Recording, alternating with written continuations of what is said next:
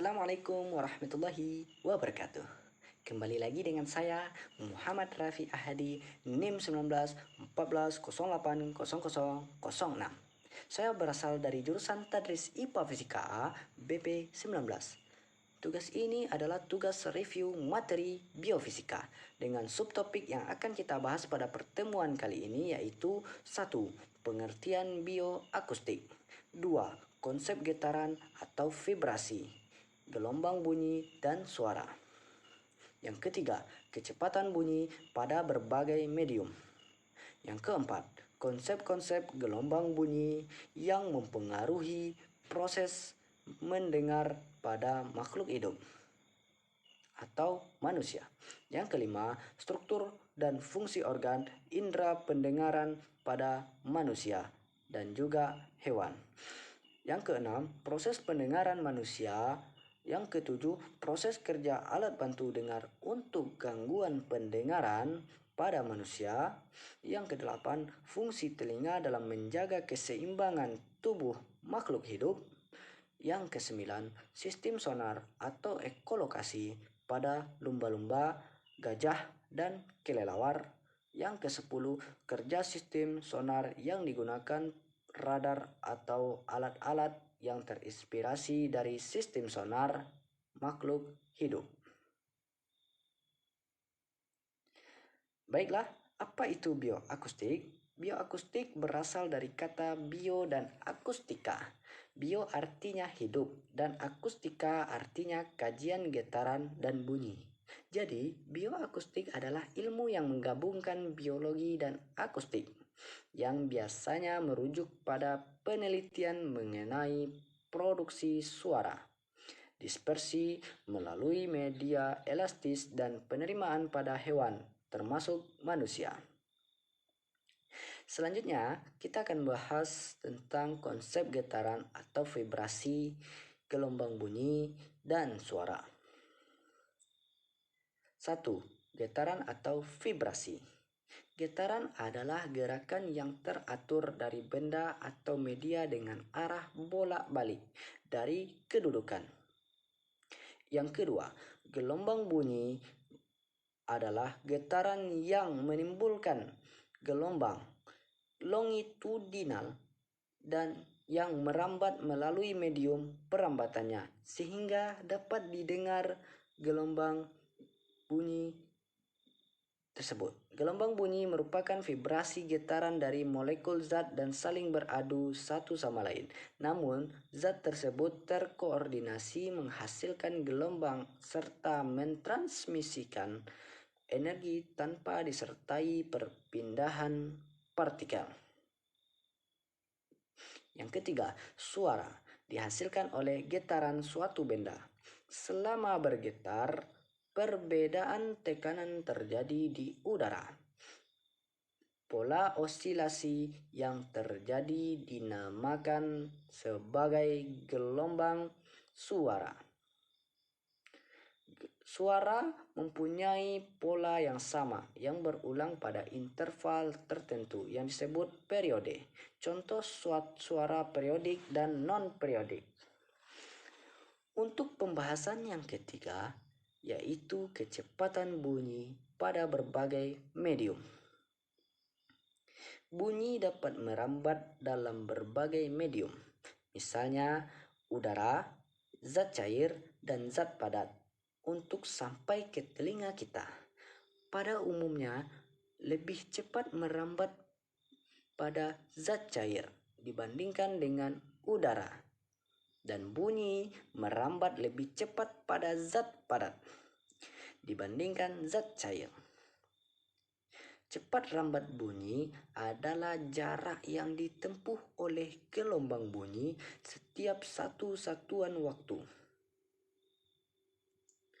Untuk selanjutnya, kita akan membahas tentang konsep-konsep gelombang bunyi yang mempengaruhi proses mendengar pada makhluk hidup atau manusia.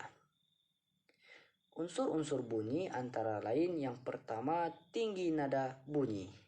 Semakin banyak jumlah getaran yang dihasilkan dalam selang waktu tertentu, maka bunyi yang dihasilkan akan semakin nyaring. Yang kedua, kuat bunyi dihasilkan bergantung pada amplitudo getaran. Yang ketiga, warna bunyi. Warna bunyi adalah bunyi khas yang dihasilkan oleh suatu sumber bunyi. Pembahasan selanjutnya yaitu tentang struktur dan fungsi organ indera pendengaran pada manusia dan juga hewan.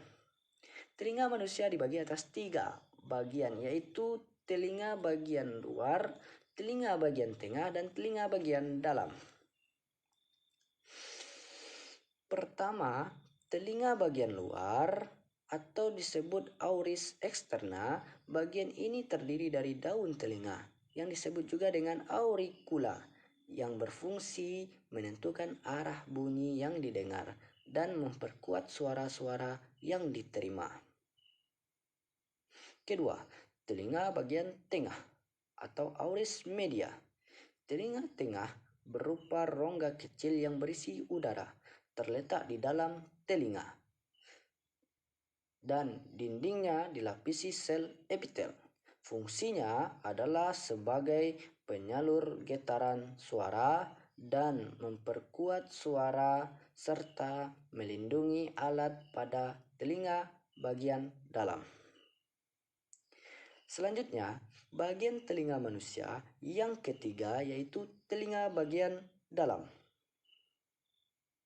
Telinga bagian dalam atau labirin itu merupakan bagian terpenting dari telinga. Labirin adalah suatu rongga berisi cairan perlirimpe dan letaknya di tulang pelipis yang berfungsi melindungi bagian dalam. Pembahasan selanjutnya yaitu bagaimana proses pendengaran manusia. Proses pendengaran manusia pertama dimulai dari daun telinga atau outer ear yang berfungsi menangkap suara-suara di sekitar dan memasukkannya ke kanal atau lubang telinga.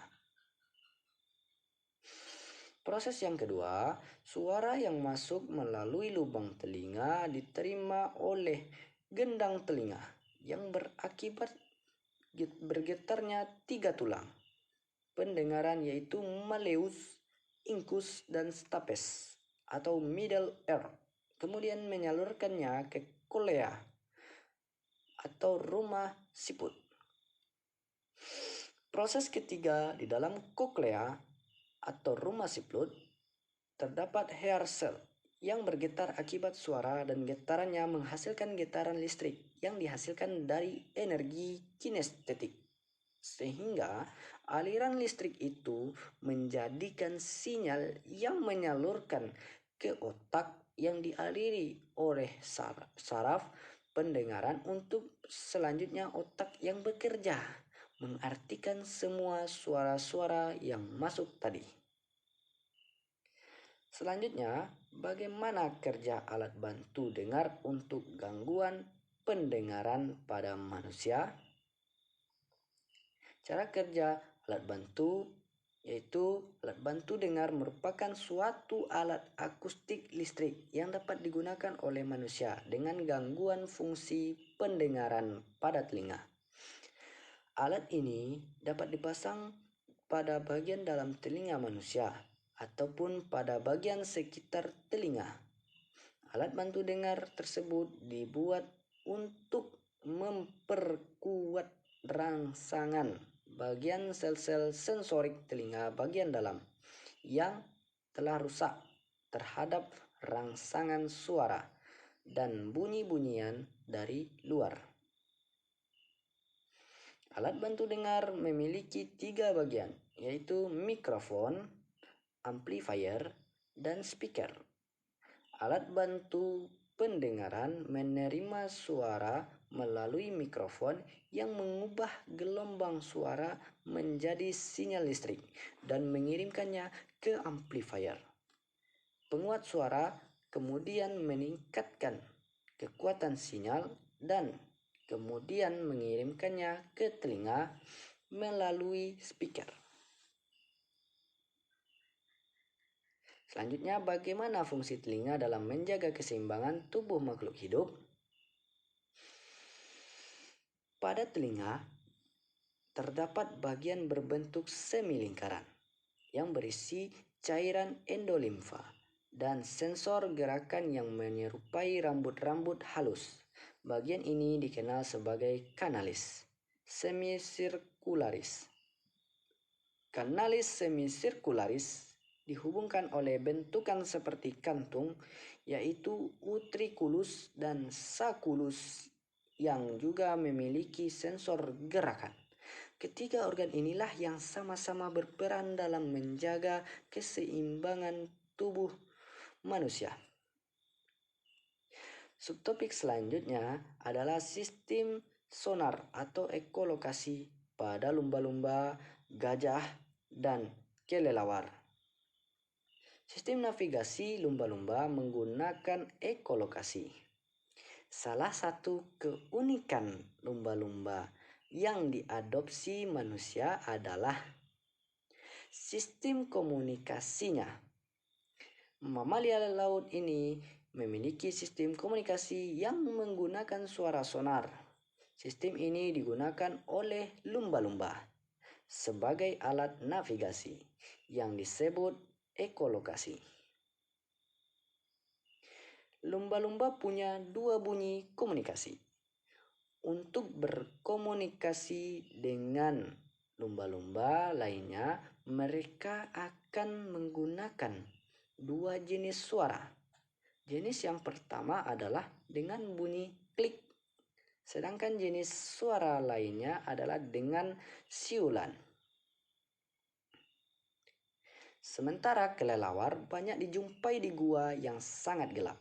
Untuk dapat terbang dengan arah yang benar, kelelawar menggunakan sistem sonar. Kelelawar biasanya berterbangan di tempat-tempat yang terpencil, namun selalu mampu berbelok-belok atau bahkan bermanuver dengan kecepatan sangat tinggi. Kelelawar sangat jarang menabrak dinding gua atau tembok di hadapannya, karena kelelawar mengeluarkan bunyi frekuensi yang tinggi atau bunyi ultrasonik sebanyak mungkin. Kelelawar merupakan hewan yang mampu mendengarkan bunyi ultrasonik dengan frekuensi di atas 20.000 Hz. Kelelawar ini dapat mengeluarkan gelombang ultrasonik pada saat ia terbang. Gajah bisa merasakan datangnya badai. Dengan telinga yang besar, gajah mampu mendengar suara berkumpulnya awan sebelum hujan. Gajah dapat menangkap gelombang infrasonik, yakni frekuensi rendah yang tidak dapat didengar oleh manusia. Kerja sistem sonar yang digunakan pada radar atau alat-alat yang terinspirasi dari sistem sonar makhluk hidup. Untuk subtopik yang terakhir, kita akan membahas tentang kerja sistem sonar yang digunakan pada radar atau alat-alat yang terinspirasi dari sistem sonar makhluk hidup. Teknologi alami yang terdapat pada kelelawar dan lumba-lumba kini ditiru oleh manusia. Manusia memanfaatkan sistem sonar ini untuk berbagai keperluan, di antaranya pada dunia kedokteran. Sistem sonar diterapkan dalam teknologi ultrasonografi atau USG. Gelombang ultrasonik digunakan untuk mendeteksi adanya penyakit pada manusia, serta untuk mendeteksi kapal selam atau musuh, dan mendeteksi kedalaman laut. Ultrasonografi, alat ini akan memancarkan berkas ultrasonik ke rahim ibu hamil. Kemudian melacak perubahan frekuensi bunyi mantul dari jantung yang berdenyut dan darah yang beredar. Pancaran pendek dari ultrasonik akan menghasilkan gambar penampang badan manusia. Denyut yang menabrak janin dan tulang belakang akan terpantul. Yang kedua, gelombang ultrasonik digunakan untuk mendeteksi adanya penyakit pada manusia. Bunyi ultrasonik digunakan dalam bidang kedokteran dengan menggunakan teknik pulsa gamma. Teknik ini hampir sama dengan sonar. Pulsa bunyi dengan frekuensi tinggi diarahkan ke tubuh dan pantulannya dari batas atau pertemuan antara organ-organ dan struktur lainnya, dan luka dalam tubuh kemudian dideteksi dengan menggunakan teknik ini. Tumor dan pertumbuhan abnormal lainnya atau gumpalan fluida dapat dilihat. Yang ketiga, menghitung jarak kedalaman dasar lautan. Gelombang ultrasonik digunakan untuk menentukan kedalaman dasar lautan yang diperoleh dengan cara memancarkan bunyi ke dalam air. Gelombang bunyi akan merambat menurut garis lurus hingga mengenai sebuah penghalang, misalnya dasar laut.